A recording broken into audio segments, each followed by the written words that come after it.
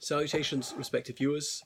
This is George from Ireland, and I'm carrying on my series about GCSE history. This topic is international relations from 1918 to 39. I previously talked about Anschluss. Dr. Arthur Seyss-Inquart became the governor of Austria because Austria then joined Germany. Anyway, that was the unification of Austria and Germany. Hitler said he wanted to gather all Germans together in an expanded Germany, national self-determination. So he was quoting the Allies' own rhetoric back at them. Well, really, it was the American President Wilson who'd had that slogan. So Hitler had got away with breaking the Treaty of Versailles and the Treaty of Saint-Germain, and nothing had happened. He'd had his envoy, Reinhold Spitzy, go over to the UK, speak to Stanley Baldwin, the Prime Minister, who said, well, no, we won't fight over that.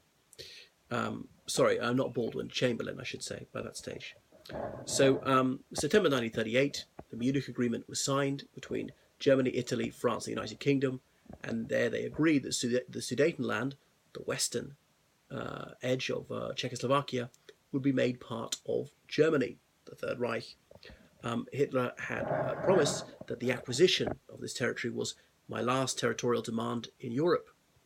In January 1939, the Polish Foreign Minister, Colonel Joseph Beck, was invited to Berlin on an official visit, and he came and he was greeted with fanfare. It seemed like the relationship between the two countries was cordial.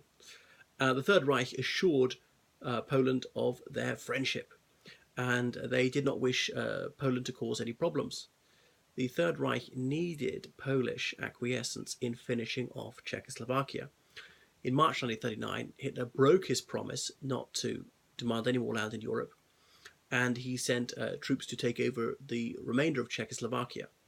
Well, before he did this, he summoned the Czechoslovak president, Emil Chacha, to Berlin, and he told Chacha, you will now sign a document ordering your armed forces to lay down their weapons and allow the German military to enter Czechoslovakia, or else your capital city will be flattened by our air force within the hour. So at this, Chacha fainted. The Germans panicked and they thought he died of a heart attack, because people then think they'd killed him, which wouldn't look good. Yes, they were willing to go to war against Czechoslovakia, but inviting a president to your capital and then killing him, that was beyond the pale, even for the Nazis at that stage.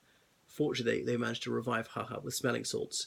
Anyway, Chacha, he signed the order, he phoned Prague, and he told his armed forces to lay down their weapons, because the German government said, you know, the French and British are not going to come to your aid. And actually, they were right. And there was no way the Czechoslovaks could have stood up to the German military. They'd be outnumbered 7-1. They had German troops on three sides. They gave up all their good defences the previous year. So Czechoslovakia was largely defenceless.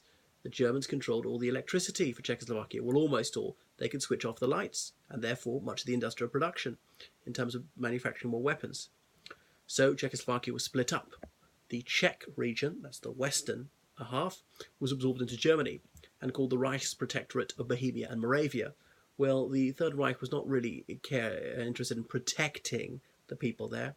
So this land had previously been part of the Austrian Empire for centuries, and the Czechs had their own language, but many of them could speak German because only 20 years earlier they'd been part of the Habsburg Empire. Reinhard Heydrich of the SS became the Reichsprotector of Bohemia and Moravia, so this was a grim protection. Slovakia became more or less independent, but it was a satellite state of the Third Reich. A Catholic priest, Monsignor Josef Tiso, was its leader.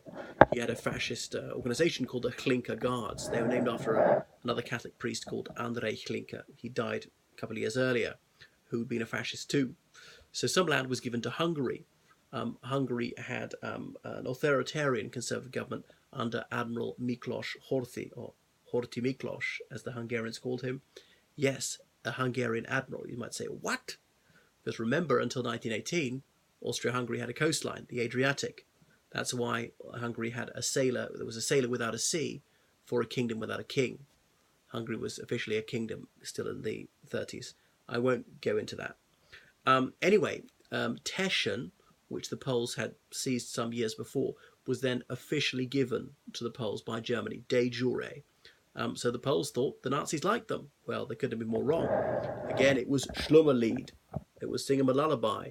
Say, oh, we like you, we're buddies, aren't we? As you prepare to stab them in the back. The French and British did not react to this seizure of the rest of Czechoslovakia. Not react militarily. They said, oh, well, this is illegal, this is not on, you don't know. But France hadn't helped, and Czechoslovakia had been wiped off the map. France had a former military alliance with Czechoslovakia.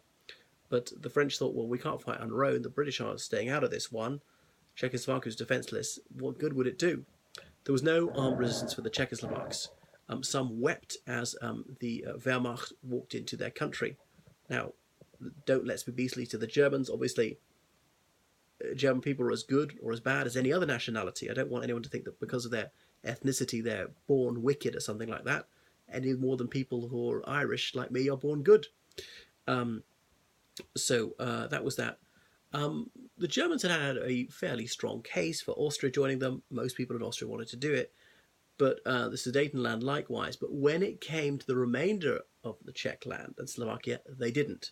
There are very few ethnic Germans there, and so most people in those areas certainly did not want to be part of Germany, and indeed they were a democratic country. So opinion started to change in France and the UK, that they saw that the Nazis were absolutely untrustworthy, and this was outright conquest. People had no desire to be part of Germany, and it wasn't like a benign imperialism. They weren't trying to help the people there. Czechoslovakia was already an advanced country, and was actually, their government was more humane than that of the Third Reich. An opinion poll in France and the UK showed that people had been against fighting in 1938. But after March 1939, they believed that they should oppose further German expansionism, oppose it in arms. So the United Kingdom issued the Polish Guarantee. The British vowed to defend Poland if she were attacked. This is a promise that would not be easy to honour. How could the British fulfil that one? They had no land border with Poland. The United Kingdom was a series of islands. So how are you going to get troops there? Well, sail them through the Baltic. You have to get through the Skagerrak, which is only about 2 miles wide at the nearest point between Denmark and Sweden. This is a choke point that the German Kriegsmarine could easily interdict. The French have been a close ally of Poland since its refoundation in 1918, and the Poles and the French had a former military alliance. So the British wished to prove to Paris that they were sincere in their willingness to defend Poland, and so the United Kingdom brought in peacetime conscription, something the UK had never done. So young men, especially those that didn't have a job, were called up by the Army, the Royal Navy, the Royal Air Force, given some military training. Adolf Hitler and his circle believed that the British were institutionally cowardly. They were so averse to war. They had no stomach for the fight. The British were too traumatised by the First World War because the UK had previously fought countries which were not technologically advanced. There's been fairly easy victories, and the British could not face hundreds of thousands of deaths of their men. And many people thought the Second World War would be much bloodier than the First. Actually, they were right, although it wasn't bloodier for the British. And why should the British fight Germans? It was not in the United Kingdom's interest to do so. The UK was an oceanic power, whereas Germany was a continental one. So it was all about national self-interest for the Nazis. And even if the UK did declare war on the Third Reich, the UK was poorly equipped and lacked the motivation, had no killer instincts. British bluff had been called several times previously. And so now British threats were not believed, even when they were sincere. And Hitler was starting to think that his own generals were just weak-willed. They were so limp-wristed, they'd always counselled caution. He'd thrown caution to the winds. He'd been more and more audacious and gotten away with it each time. His efforts had been crowned with success.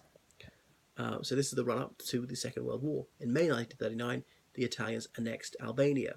The French and British had no treaty with the Albanians, didn't say anything about it, because they were hoping to get the Italians on its side, or at least keep them neutral. So I shall come on to the Nazi-Soviet Pact next time.